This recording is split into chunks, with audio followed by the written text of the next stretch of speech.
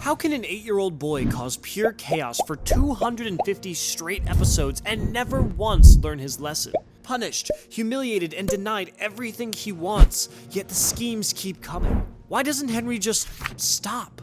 The most obvious explanation is that the writers need him to keep being horrid, but there's just no fun in that. It's too quick and too lazy. There has to be a better explanation out there. After all, there's some good in everyone. Maybe that's true, maybe that's not, but certainly everyone needs a change of routine every now and then. Especially when you have to reflect on why everyone hates your presence so much. But Henry doesn't slow down. He only grows more committed to doing horrid acts. From season 1's simple pranks to later season's elaborate traps, new victims pile up. Bossy Bill, Sour Susan, Mrs. Battle Axe, and even the eternal trench warfare with Moody Margaret. The tricks keep getting bigger, bolder, and more creative. The world keeps saying no, yet Henry keeps saying yes to more chaos and attracts more hate to himself. The more I thought about this, the less it made sense. But it all began to add up the moment I rewatched one particular episode. The episode that makes us see the world through Henry's eyes, and Henry through the eyes of everyone around. This is the one episode that exposes Henry's true intentions, buried so deep under the horrid mask that it finally solves the Henry paradox. Because when you really look at it, Henry's emotional intelligence is miles above everyone else in that show, his parents included.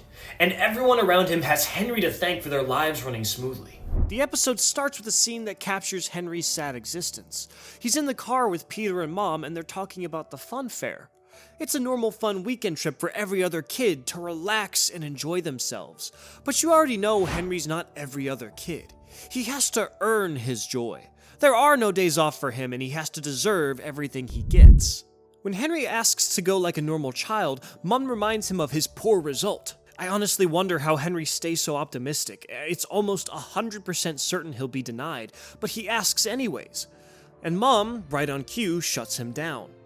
If you were watching Horrid Henry for the first time, you'd notice the rigged nature of the show immediately. Because just 1 second later, Peter asks to go to the same fair Henry was denied, and Mom happily assures him that she'll be taking him. Look at that smile on his face when he finds out he gets to go and Henry doesn't. It's no surprise that Mom finding out about Henry's poor academic performance is a result of Peter's obsession with Henry's downfall. It's the school's closing day. Peter presents his report, obviously perfect, A+, and Mom showers him with praise. When it's Henry's turn, he tries to survive. He lies and says he lost his report card on the way home, but Peter doesn't let it slide. Shh, bro code. Shh, bro code. Bro code? Bro code doesn't exist to someone who wakes up in the morning hating that people associate him with Henry. Apparently, Peter spends his free time rifling through trash just to find evidence against his brother. He pulls Henry's report card out of the dustbin so Mom can lash out at him. He's never satisfied with his own A+ unless he sees Henry dragged through the mud. Henry has an F, worse than last year. The report card literally calls him the most horrible boy in class. Now, look at the fallout. Mom doesn't say study harder. Who cares? She already expects Henry to fail every single term. Right there, she sets the first layer of the paradox. She links goodness to a physical reward.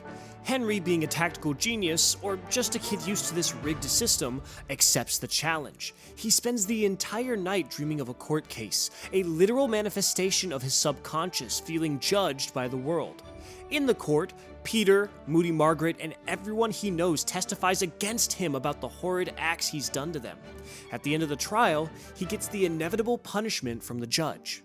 This dream was his wake-up call to stop being horrid for once. Henry gets out of bed with only one mission.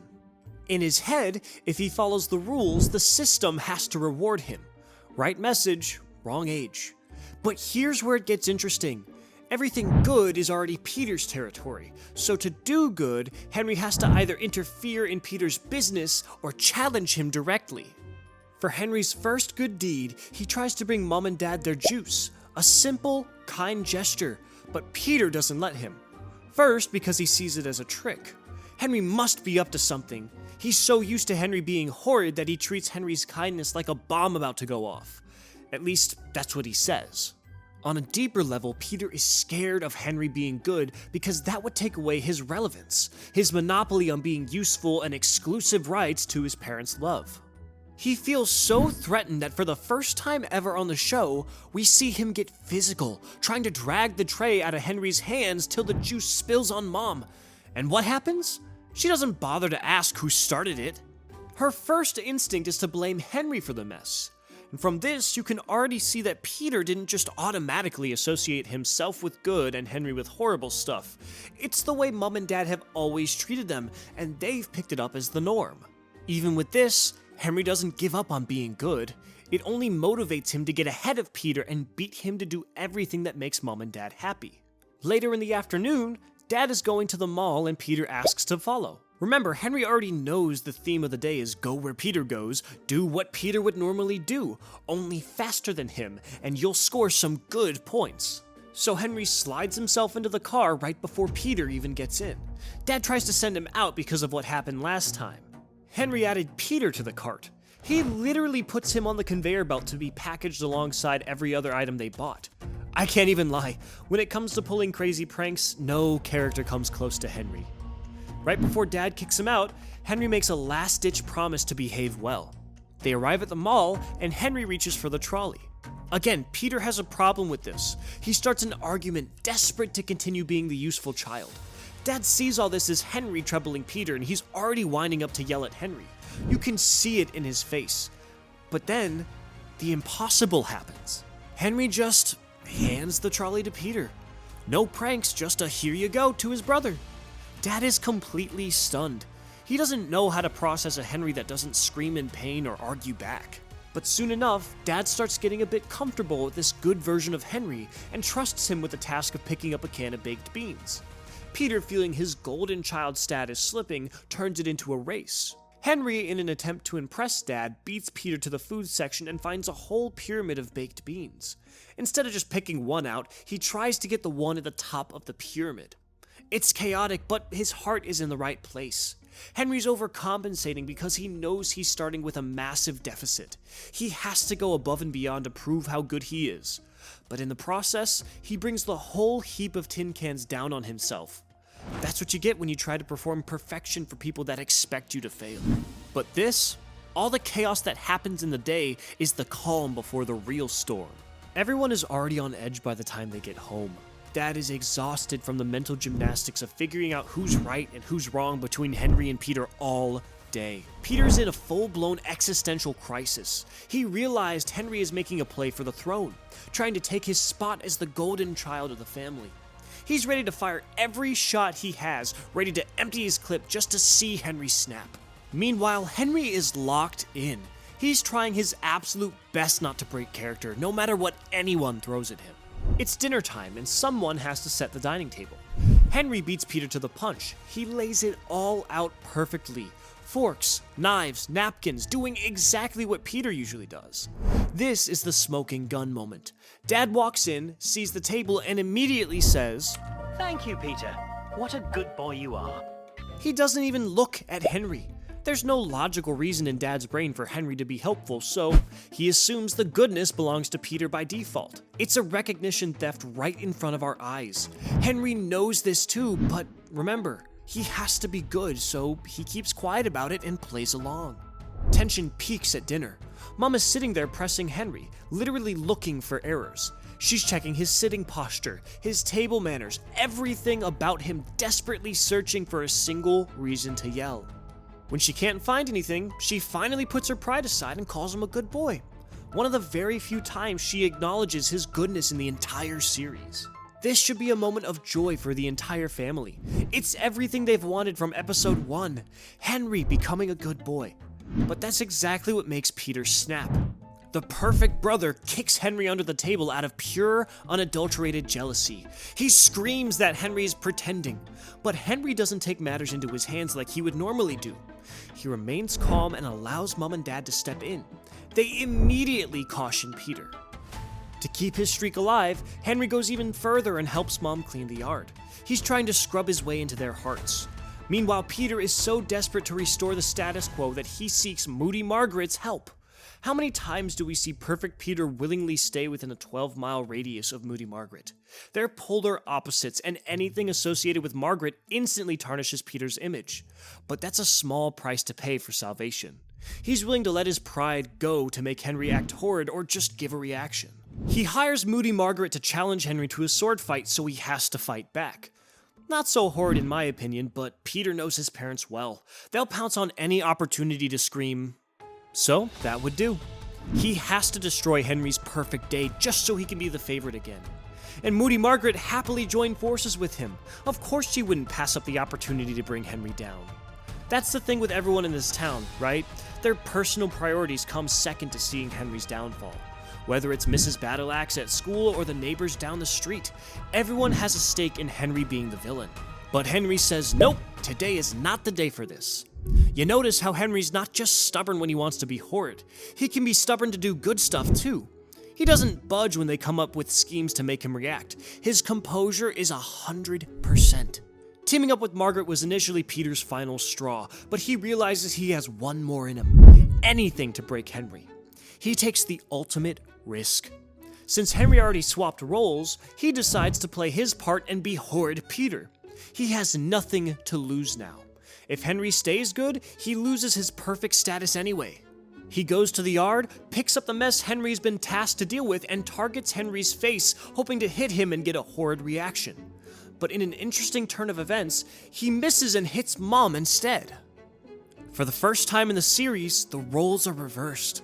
Peter is the one standing over the mess, and Henry is the one standing there clean and good. Mom catches him red-handed, and it's so beautiful because it's the only way she'd ever believe Henry wasn't the cause. For once, Henry is vindicated, and then the words he's been working all day for. Those words tug the switch in his head. The good boy contract is fulfilled, the reward achieved, and he immediately flips back to being horrid. He stops cleaning, grabs the mess, and throws it right back at Peter. He'd been holding his breath for too long, and he just had to take that moment to exhale. At the fair, Mom lets Henry pick the first activity because of how well he's behaving. It's really funny how they think 24 hours of good behavior outweighs a lifetime of pranks and horrid acts. They expect something fun and family-friendly, but this is Henry's chance to remind them who he is. He picks the scariest, most intense roller coaster in the park. He enjoys it to the fullest while they scream in genuine terror. In this moment, you see a big difference between Henry and everyone else. Everyone wants to play it safe and enjoy a good time, nothing extra. Henry, on the other hand, is willing to put it all on the line to have the time of his life. He doesn't care about his safety or the hundreds of ways Mom or Dad could punish him after the ride. He just goes all in. As I keep explaining the paradox, you'll understand why this matters so much. For now, let's just talk about how Henry just goes from being horrid to being a good boy and then back to being horrid in a single episode. This episode, Horrid Henry's Perfect Day, proves how Henry can be whatever he has to be to get what he wants. He could be the worst guy on the block, or he could be the most adorable angel. It all depends on the rewards attached to each role. It's almost like there's a switch in his head. But if that's the case, if he can be whatever he wants and his horrid nature isn't innate or hardwired, why does Henry choose to be horrid all the time? Why does everyone have to be miserable for Henry to have fun? The answer to this is a glitch in the society's logic, and it moves us a huge step forward in solving Henry's paradox. To truly understand why Henry is horrid 99% of the time, we have to stop looking at his behaviors, the tantrums, the pranks, the few glimpses of goodness, as something he chooses for fun. We have to see them for what they really are. Mirrors. Direct feedback of the treatment he receives from the society. Henry, just like any other kid, is a product of his environment. The only problem with Henry's world is the people in it are not cool with their reflection. It's like standing in front of a mirror and expecting the reflection of Tom Brady. But no matter how you pose, you only see yourself and you get disappointed. It doesn't make sense. Everyone treats him badly, neglects and calls him the worst names, and for some reason they expect him to turn out as a sweet, loving kid. But Henry doesn't change. He only keeps adapting to the ugliness they show him. Everyone already calls him the problem, so obviously that's what he's going to be. Or are we forgetting that he's only 8 years old? No, seriously, it's literally a thing. If you tell a kid he's a monster often enough, he'll eventually start growing claws just to prove you're right. In Henry's world, Horrid is a social contract. Everyone in his life, his parents, his teacher, the neighbors, the random lady at the grocery store, they've all signed it. That's why it doesn't end with labeling and name-calling. You see the way they treat him with disgust the moment he walks into a room. Even at school, a place that's full of kids his age, all still developing and forming their characters. The teacher makes sure to single him out for things he hasn't even done yet. It's not normal. You see, in a normal environment, love and respect are infinite. They're given to children simply because they exist. If one kid is good, it doesn't make the other kid less. But in Henry's world, love is a competition, a fierce one. It's not like bad kids are just abandoned. In this world, abandonment would actually be a form of love compared to what Henry gets. Here, for someone to be loved, another has to be hated twice as much. It's a pie with only one slice. If Henry takes a bite of goodness, Peter starves, and vice versa. The problem is, Peter already owns the pie machine, so he wins almost all the time. As long as it's between Henry and another kid, it could even be Moody Margaret, with all her crazy schemes, it's always Henry who gets punished. Think about the psychological stakes for a moment. For Peter to be the golden child, there must be a problem child. These labels cannot exist independently, they only work in contrast to each other. The perfect Peter persona isn't built on Peter's great character, it's built on Henry's failures. Peter's goodness only shines because Henry is there to provide the darkest contrast. So if Peter were to become good permanently, Peter would just be one of two decent kids. That's something no one is prepared for. It would be like two people at one edge of a seesaw leaving the other part empty, and that would cause a massive crash. Henry being horrid is what balances it out and keeps the family from tipping over. No matter what happens, Henry has to settle for being the bad person. But instead of sitting in a corner and crying about being the bad person, Henry decides to own it. He settles for the role, but he makes it fun. He's loud about it. He uses his horridness to steal the attention of every room he walks into. If he can't be loved for being good, he will be legendary for being bad. Henry's so good at this that Peter gets jealous of the sheer volume of attention he gets for being horrid in the episode Perfect Peter's Horrid Day. So much so that he decides to become horrid himself. That's just Peter, you know. He can't let Henry have anything to himself, not even his own misery. Now here's the part that really gets me. After the Horrid Henry's Perfect Day episode, his schemes become heavier and he leans into more calculated pranks, like the one where he sabotages every performance at the talent hunt with different pranks for each contestant just to get a shot at winning. He realizes the effort required to please his parents is too much for the dopamine of riding a roller coaster, when he can get the same feeling multiple times a day from other people's misery. He also creates this bubble for himself where, since he knows he'll get blamed for doing literally nothing, he tries to contribute as much as he can to people's suffering, so when he gets blamed or punished, he'll at least know he deserves it. That's his way of protecting himself from the crushing truth that people he wants to love him actually can't stand him. He'd rather tell himself they're mad because of the prank rather than they're mad because of me. This is not an assumption, by the way. We see his exact thought process crack open in the episode Horrid Henry Runs Away. For 2 months straight, Dad has been handing Henry's pocket money to Peter. Henry endures month 1, month 2, but the 3rd month, his head goes straight to Mars and the mask cracks. It's not like this is the worst thing that's ever happened to him, he just feels like his actions don't justify the punishment, and that goes against his logic. This time, he feels really hated. That's why he crashes out and runs away from home. This is one of the rare moments Henry loses control of his horrid human switch because of his emotions. Every other time, he's pulling the lever with a clear mind. In fact, the whole production of the show intentionally drives this point home. On many occasions, we see Henry transform into any horrid version of himself he chooses. He can become a fearsome cobra or a prehistoric T-Rex at will, just to scare Peter. It's a visual metaphor for the sheer amount of power Henry has over his own behavior. This is exactly what he exhibits in Horrid Henry's Perfect Day. Every time he gets blamed for something he didn't do, or his credits are given to Peter, he controls himself. He doesn't let external provocation affect his emotions. He has built a fortress and it's all in his head. All evidence points to the fact that mom and dad continuously giving unconditional preference to Peter made Henry develop his own emotional ecosystem, which is the switch to support himself. Most people acknowledge Henry's smartness and creativity for this, but ignore his greatest asset that helps him thrive no matter the situation. It's his self-awareness. This brings us to the most controversial moment of the episode, the final switch. The second his goal is achieved, the moment that he's certain that he's going to the fun fair. Henry doesn't just relax or show appreciation. He doesn't say, "Whew, glad that's over." He immediately spills the mess on Peter and goes right back to being horrid. The first time I watched this, I took it as proof that Henry's just a natural-born troublemaker. You know, he couldn't keep up the act for one more second. But if you look at the systemic failure that happened in the family over the last 24 hours, you realize something much darker. Perfect Henry made the house unstable.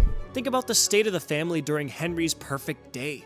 Mom was paranoid, constantly looking for mistakes. Dad was stressed, unable to compute a world where Henry and Peter stopped struggling and creating scenes for dominance and struggling for devotion. And Peter?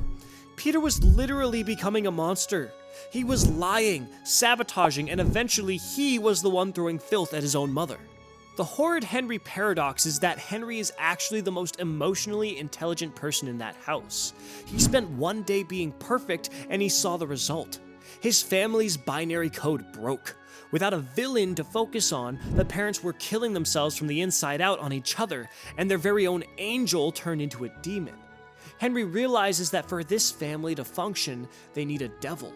They need a scapegoat to absorb all the tension, the blame, and the frustration of their daily lives. What about outside the family? It's the same thing. The entire town becomes unstable when there's no Horrid Henry taking the blame. We see this crystal clear in Horrid Henry Tells the Truth, where Moody Margaret accuses him of stealing her mobile phone. For once, he's completely innocent. He didn't do it, but the accusation spirals out of control anyways. Margaret rages, his parents assume he's guilty, school friends and teachers pile on. Henry's desperate attempts to prove his innocence just make things worse. The more he fights it, the more everyone doubles down.